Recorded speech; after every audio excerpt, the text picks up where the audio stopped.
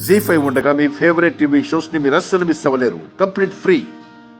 Hello, ఏమైంది పద్మా? కొంపలంటుకుంటున్నాయి. ఏమైందో సరిగ్గా చెప్పు. ప్రమీళ గారు ఇంటికొచ్చారు.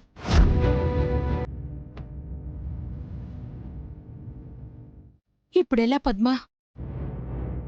చెప్పా పెట్టకుండా వెళ్ళిపోయింది కాక మమ్మల్ని ఇబ్బంది పెడుతున్నారా? మేనేజ్ చేయలేక చచ్చిపోతున్నాం. వచ్చేస్తున్నాం పద్మా. ఇప్పుడే ఆట పూర్తయింది. ఇక్కడ మమ్మల్ని ఆడుకుంటుంది ఈవిడ.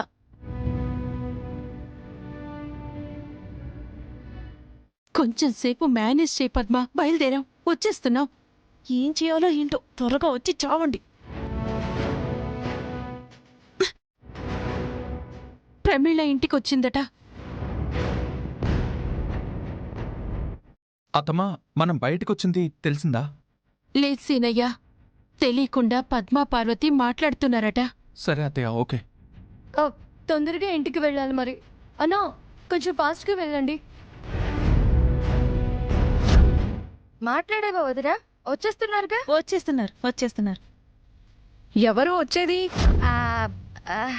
అదే చారు. చారు చారు. చారు. ఓహో, అలాగా.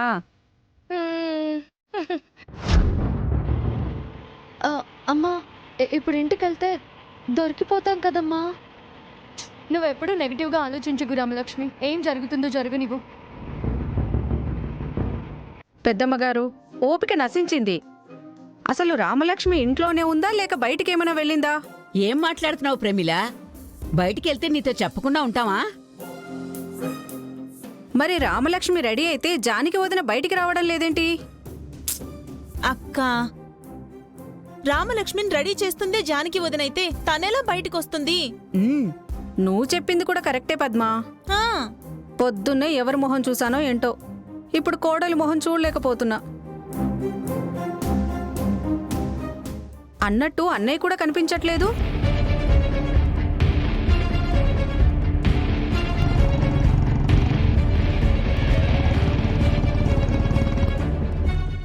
అదిగో అన్నయ్య వచ్చినట్టున్నాడు. అయ్యయ్యో, బావగారు కూడా వచ్చేసారు.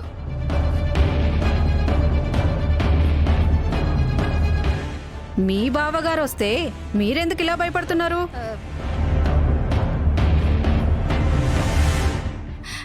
అంటే ఇంతసేపు మిమ్మల్ని వెయిట్ చేయించాం కదా, మమ్మల్ని ఏమైనా అంటారేమోనని.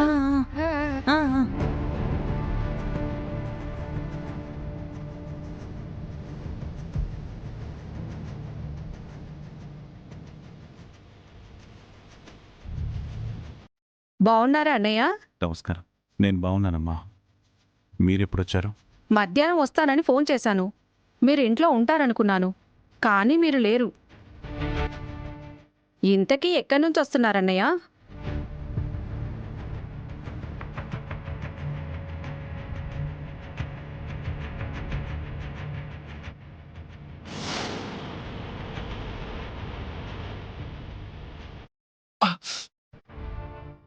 సినయ్య జాగ్రత్త.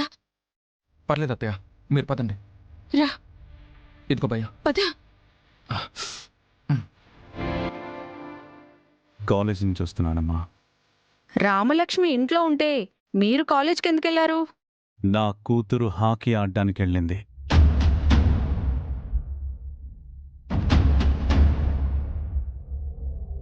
జీ5 యాప్ డౌన్లోడ్ చేసి అన్ని ఎపిసోడ్స్ పూర్తి ఉచితంగా చూడండి.